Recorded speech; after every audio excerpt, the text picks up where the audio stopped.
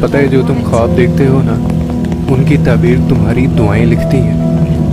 تمہارے ہاتھوں کا اللہ کے روبرو اٹھنا تمہارا نصیب بدل دیتا ہے۔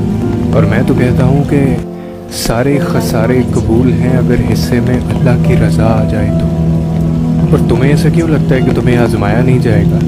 70 ماؤں سے زیادہ پیار کرنے والا رب آزماتا بھی ہے تو بے انتہا نوازنے کے لیے۔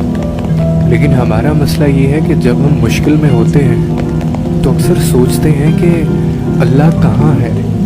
تو ایک بات یاد رکھیں کہ امتحان کے دوران استاد ہمیشہ خاموش ہی رہتا ہے، کیونکہ وہ رب انہی کو دیتا ہے جو اس پر یقین رکھتے ہیں۔ جہاں مایوسی ہو وہاں ہاتھ خالی رہ جایا کرتے ہیں۔ اور جب یہ ذلت اور عزت اللہ کے ہاتھ میں ہے تو کوئی کیسے گرا سکتا ہے تمہارے معیار کو؟ یہ زمین والے کچھ نہیں کر سکتے۔